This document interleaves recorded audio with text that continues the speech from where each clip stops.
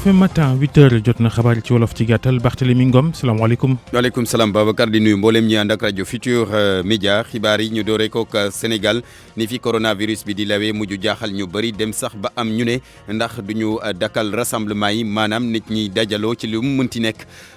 Serigne Bass Abdoul Khadre mi yore kaddu xalif général des Mourides ne lu ci autorités yi wax rek daañu ci ànd ak ñoom ndax cër la gu ñu leen jox. Directeur cabinet bu ministère gi saytu wàllum paj mi ne ñu ngi waxtaan ak kilifa diine yi ba xam ndax dañuy tere ndaje yem déet li leer moo di Sénégal ci benn fan am na juróomi cas confirmé yu Covid 19 fi mu nekk nag juróom-ñetti nit ñoo amee feebar bi ci mim réew moodu bi ko amee jëlee ko Italie ñëw ay xibaar fësal ne am na contact direct ak it indirect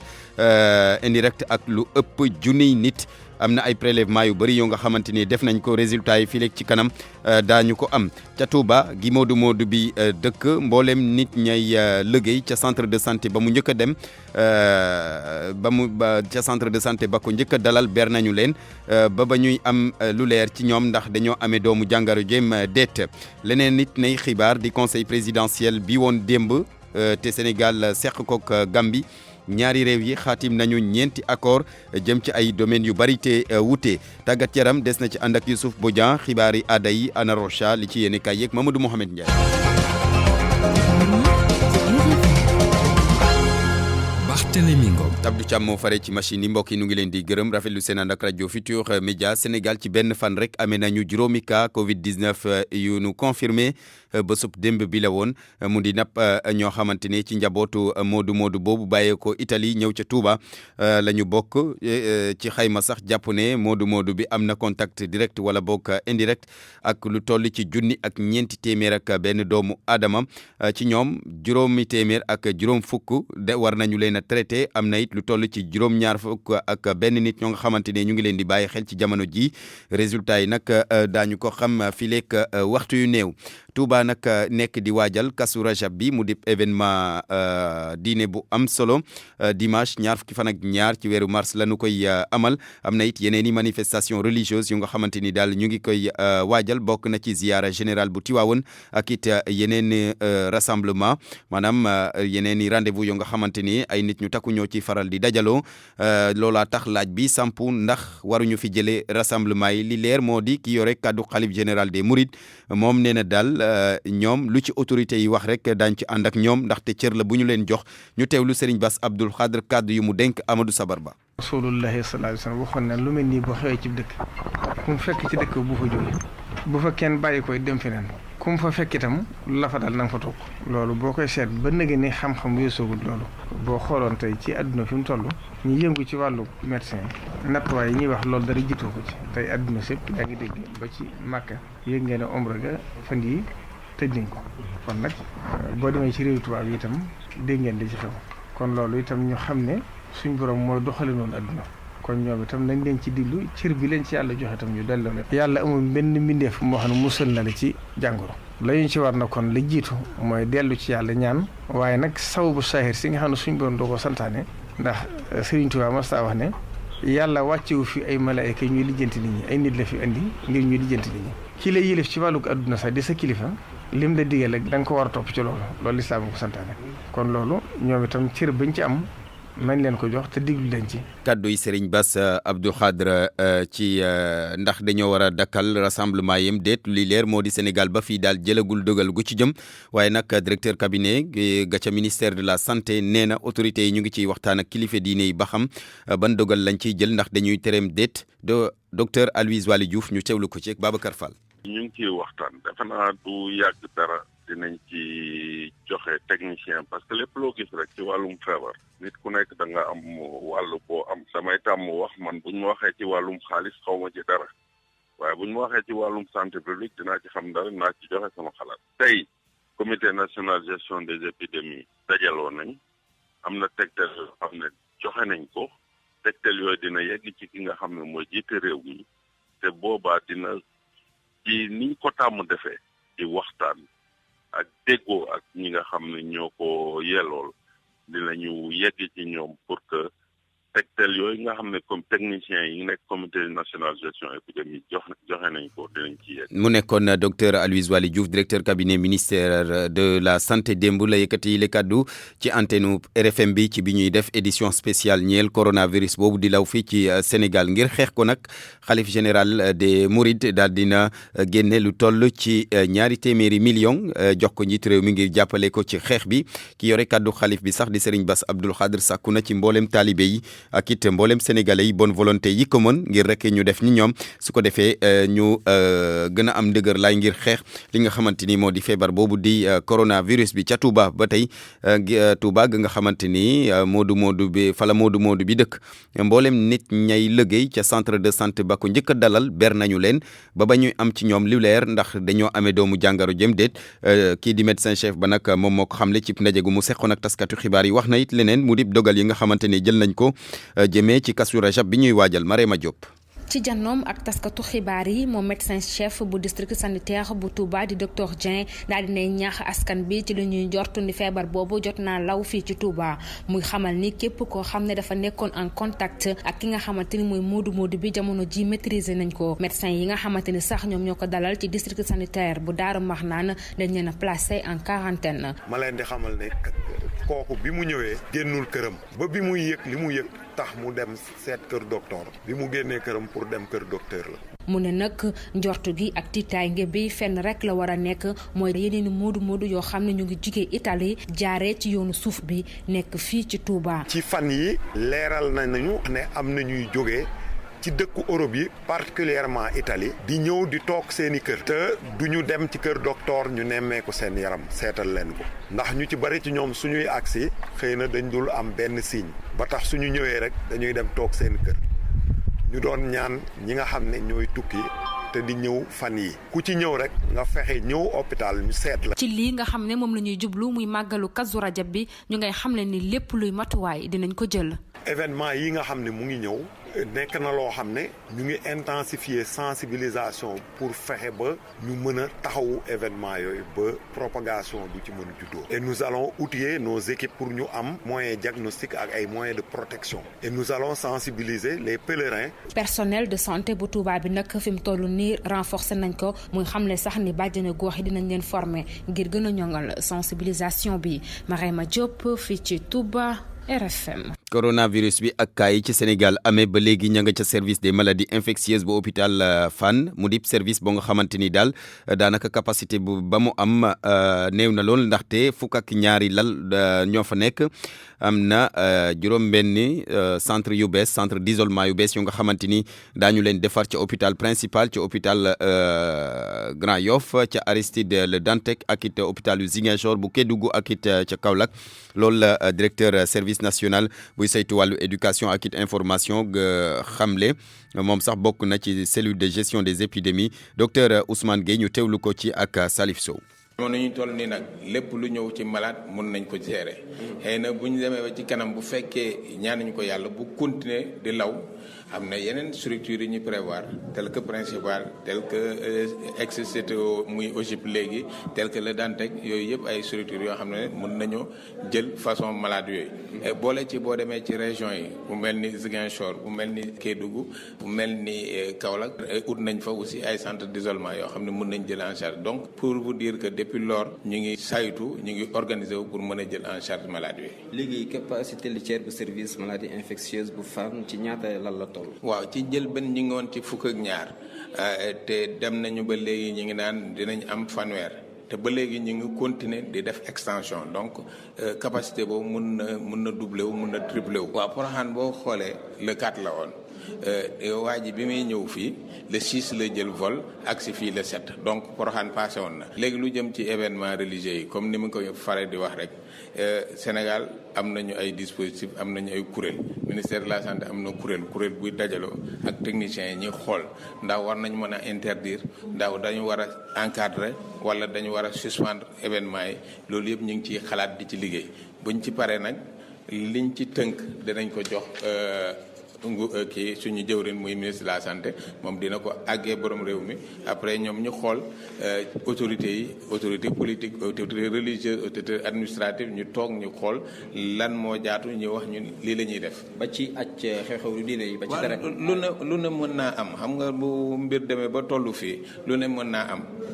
mais ça c'est en fonction nag ni ñu koy jàngatee techniciens yi ni ñu koy jàngee voilà parce que loo gis lu ne dafa am fu nga koy teg.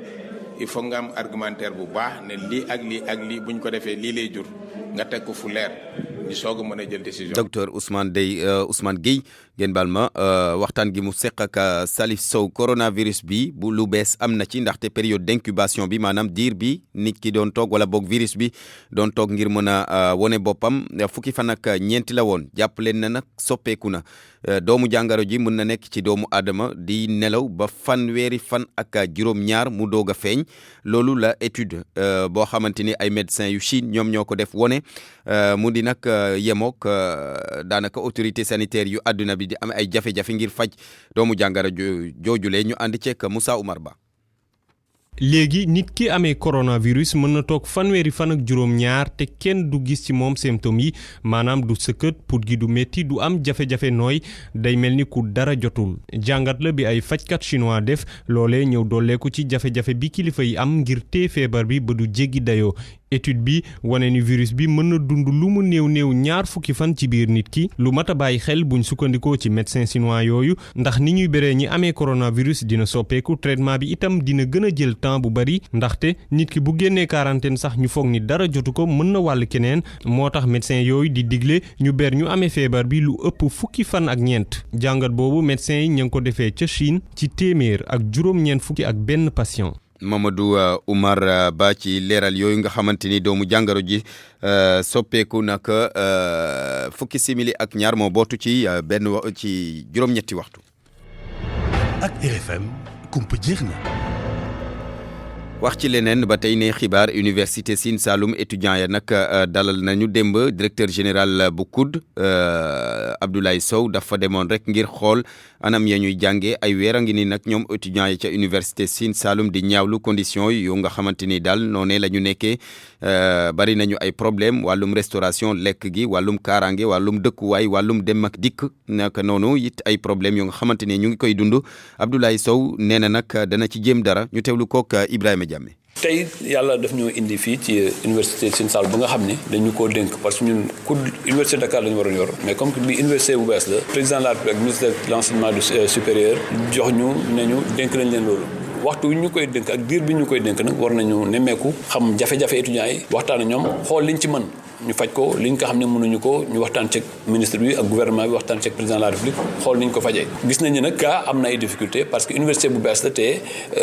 hébergement bi nekkul ci benn campus dañ ko tasaare ci biir Kaolack dana am ay problème nekkin dana am problème mu transport dana am problème épanouissement ci environnement bi yooyu yëpp ñu waxtaanee ko xool lan moo fi am gum lan moo ci des ñu jël ci ay dispositions yoo xam ne léegi yi nga xam ne mën nañu ko faj nañu ko mooy affaire lal yi affaire matelas yi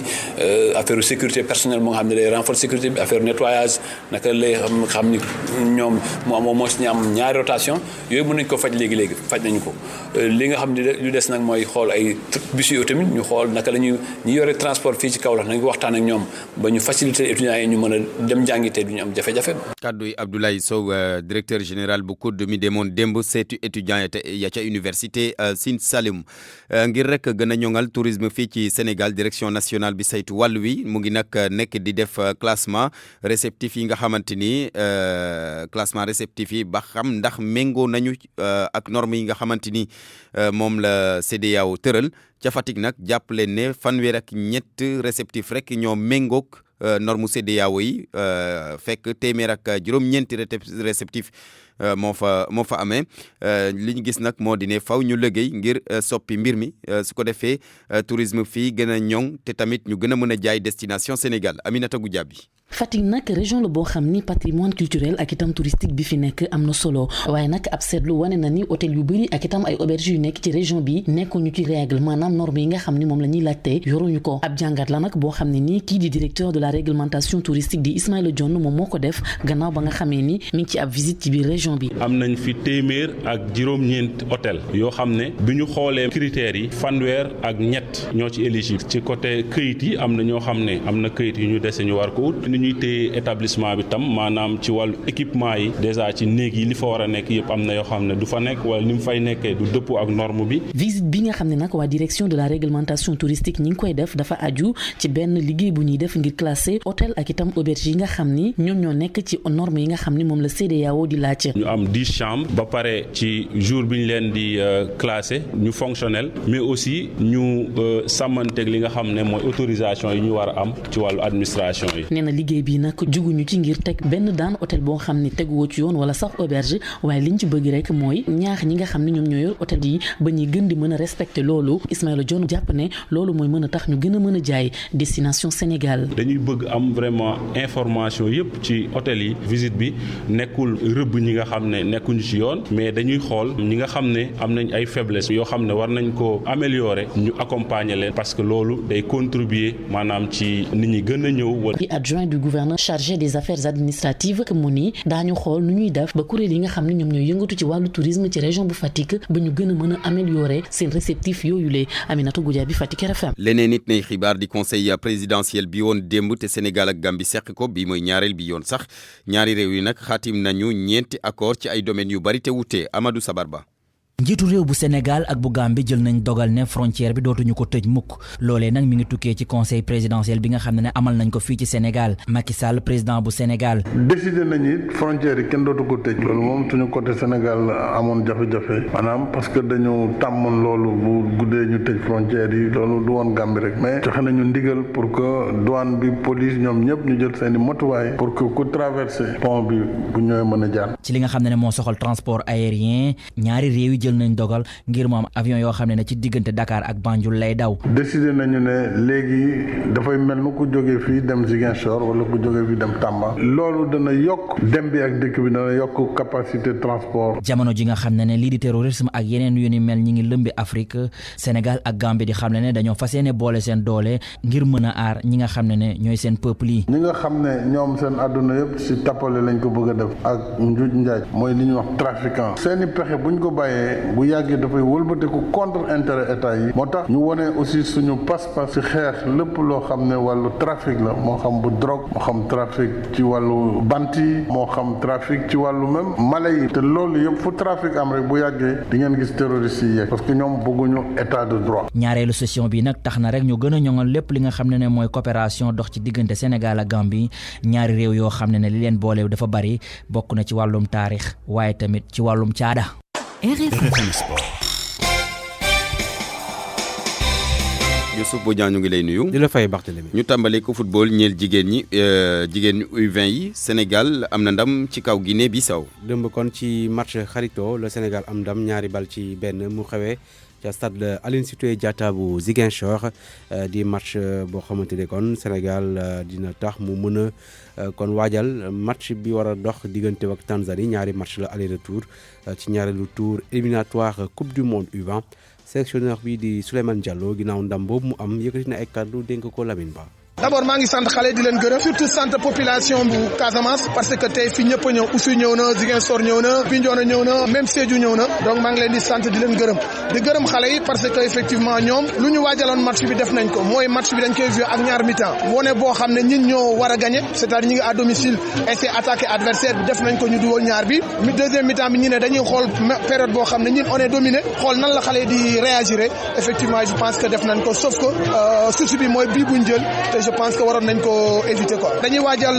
Tanzanie donc moo tax it ñi décidé jouer benn match lañ am match bi ñu ne dañ koy def comme ñaar match boo xam ne ñun ñooy yéeg match boo xam ne dañuy xaar adversaire bi tey xale def nañ ko maa ngi leen di sant di leen gërëm lu ëpp solo mooy ñun programme bu ñu waajal la ñuy jéem a imposer adversaire bi nañ koy imposer moo tax dañ koy xaaj ci ñaar pàcc boo xam ne ñi ñoo décidé def le jeu pàcc boo xam ne ñi ñoo décidé def le dos rond donc je pense que xale yi def nañ ko ñu leen ci sant di leen gërëm. day ñoo wéyal Youssouf Bodian wax ci Europa League bi ak 8e de finale aller yi ñu doon amal démb. waaw bokk na ci match yi am di Manchester United dem ba Autriche daan waa Linz Ask 0-0 Igalo di doomu Nigéria moo njëkk a dugal bu Manchester United. ñi di Francfort ñoom dañ leen fekki daan leen FC Bâle moo leen daan 3-0 Istanbul Başakşehir bu Demba Ba moom sa titulaire la woon moom moo daan Copenhague 1-0 côté Copenhague nag daam doy bokkuloon ci match boobu. Glasgow Rangers Bayer Leverkusen bu Allemagne moo ko fekk daan ko 3-1 Wolfsburg Shakhtar Donetsk fekk ko daan ko 1-2 Olympiakos Wolverhampton bu Angleterre 1-1 ci équipe Grèce bi Ousseynou Ba moom titulaire la woon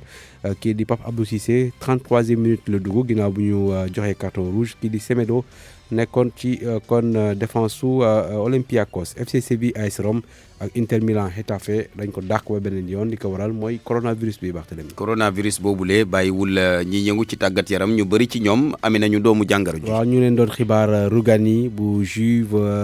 kii di Gagliardini tamit nekk foofule léegi Paulo Dybala di doomu Argentine nekk Juventus yokku na ci moom it am na coronavirus Cristiano Ronaldo moom mu ngi en quarantaine ni ki équipe Juve bi yëpp moom jamono yi sax mu ngi ca île bu Madère dafa demoon seeti yaayam kon foofu la des Benjamin Mendy nekk latéral gauche bu France nekk Manchester City moom it dañ koy def quarantaine li ko waral mooy dafa am kenn ci famiyam ku am kon lii di coronavirus.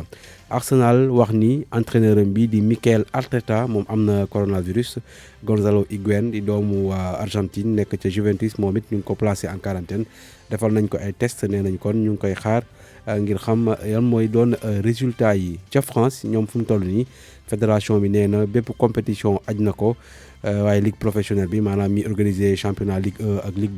2 ñoom nee nañu tey ci ajuma ji dinañu joxe kon seen décision ngir xam ndax dañuy dàqal ni seen compétition wala déet ca Angleterre ñoom it première ligue bi nee na kon mu ngi ci waxtaan ngir xool nu muy demee waaye laata loolu match yi nga xamante ne jàpp nañ ko ci week-end bi dañ koy maintenir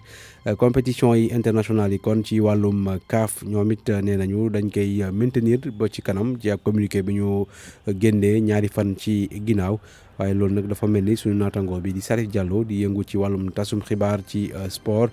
nekk ci APS moom àndul ci dogal boobule ñu déglu Salif Diallo ci jokkoom Abdou Diouf Junior. c'est vrai que am na ay cas yu am tey bu ñu tëggee Touba am na 5 personnes de plus mais lëmbewul comme lu mu mel France comme lu mu mel Italie lu mu mel Chine affaire yooyu donc compétition domestique mun nañu jox crédit mun nañu accorder suñu confiance autorités sanitaires yi ak autorités sportives yi ak politiques yi par rapport à décision yi ñu jël wante sur le plan international suñ par exemple su match buy am contre Guinée-Bissau ñun suñu joueurs yi fan la ñuy jógee dañuy jógee France dañuy jógee Italie dañuy jógee ay dëkk yoo xam ne ñoom huis clos la ñuy def am na ñoo xam ne sax arrêté nañu championnat yi est-ce que dañuy jël ay responsabilités ay risques ñu andi joueurs yooyu foofu ak lu xew adduna bi moi je pense que mois de mars compétition mois de mars CAF naam def na benn communiqué boo xam ne jëmbalawut mais mun nañ ko toxal ba ay juin wala septembre boo xam ne dernière journée boobu lay am ñu jouer match yooyu fu mu nekk nii waxuma la sax mu am maladie mais état d'esprit bi si bopp xale yi footballeur yi est-ce que ñu ngi nekk bu voyagé di ñëw football man gëwuma ko parce que balaa ngay football balaa xel bi di neex sa xel bi dal actuellement ko mën a xel yi dal par rapport à coronavirus. Salif Diallo kon xel yi tamit dalul ca États-Unis ñoom sax dañoo aj NBA di championnat bu gën a mag ci wàllum basket ci àdduna bi li ko waral mooy ñu ngi ko doon xibaar démb Rudy Gobert di doomu France am na coronavirus naataangoom bi di Donovan Mitchell nekk ca équipe boobu la Utah Jazz moom it am na ko basketeur français bi sax daa jéggalu démb ci compte Twitter am parce que moom lundi bee passé dafa doon def conférence de presse am journaliste bu ko laaj ndax tiitul comme coronavirus bi nga xamante ni moo lëmbee aduna bi nee na kon moom ragalu ci dara ba pare daa di jël loxoom yi laal micro yi nekkoon foofu yëpp pour wane ni moom voilà ragalu dara loolu mooy tamit suñu naatangoo yooyu faaw ñu xool leen ndax laal na seen micro ay ñaari fan ci ginnaaw wax ni dañoo am coronavirus kon faaw ñoom it suñu naatangoo yi ñu xool ndax man daal virus bi daal ub na bopp nit ñi doy na waar te li ni muy lawee dafa doy waar gis nga ça montre que xam nga interconnexion bi am ci àdduna billaay monde de globalisation waaw secteur yi yëpp la laal te kenn mucc ci kon yal na ci yàlla musal waaw ñaan yàlla rek mu aar ñu musal ñu ci feebar boobu lay Youssouf Bodian jërëjëf ñu ngi lay gërëm ñaar fukki simili ak ñeent moo bootu ci juróom-ñetti waxtu pour man RFM mooy rajo bi gaaw ci xibaar yu wóor RFM xibaar yu wér te wóor.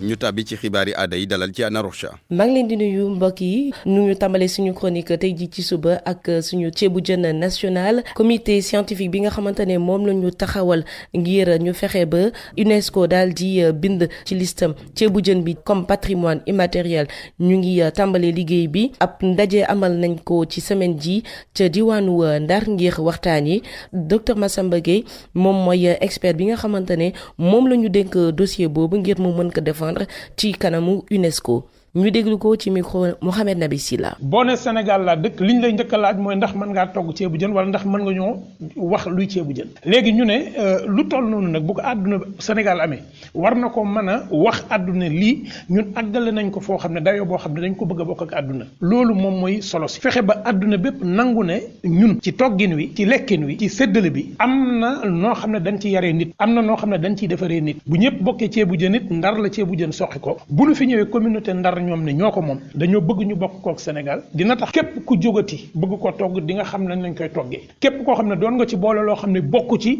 di nga ko bàyyi ba wérgu yaramu nit ñi gën a jëm kanam waaye dina tax ku xalaatoon laax ak dugub di nga ko gën a bàyyi xel ku xalaatoon taasu ak leneen loo xam ne sa cosaan la di nga ko gën a bàyyi xel dinañ fexe nag ba nga xam ne dossier bi ñu yóbbu ñun Sénégal UNESCO du ko mën a dàq ndax dinañ wàccoo ak rafetaayu dossier bi wàccoo ak xóotaayu dossier bi ceebu jën dootu rek ndap lu ñuy ci digg kër waaye nag aada la ju ànd joo xam ne Sénégal ko moom. juróom-ñaari série la ñu tànn ren ji ngir ñu mën a bokk ci compétition Teranga Movies Awards 2020 ci catégorie meilleure série télé muy Sakho et Mangane Pod et Marichou Sama wujju tubaab la Mœurs Idole saison 7 Maîtresse d'un homme marié ak Golden Fatou Jupiter Touré bokk na ci association cinéma 221 mi nga xamante ne moo taxawal xew-xew boobu. daaw amul woon compétition en tant que telle c'était important pour ñun mu nekk cérémonie boo xamante ne dañ ciy sargal ñëpp ñi ci yëngu jox leen ay teranga d'honneur wàll bi amoon compétition moo nekkoon wàllu comédien yi ndax moom mooy indi buzz ci événement te boo ko xoolee ay professionnel rek ñoo nekkoon ci jury bi président jury bi nekkoon Mamadou Seyba Traoré bu Sorano mu amoon journaliste culturel bi Aboubacar Demba Sissoko Kirbili actrice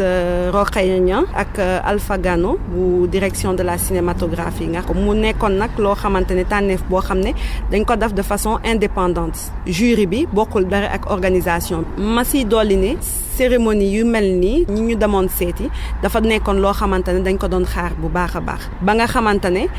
defe naa kuy yëngu ci wàllu cinéma normalement sañ nga ci wax. Fatou Jupiter Touré mooy doon ganuk seen magazine bi ñu jegleel aada xalam niki ëllëg ci samedi ji ci RFM di leen jaajëfal kon ci déglu bi dig daje ëllëg incha allah.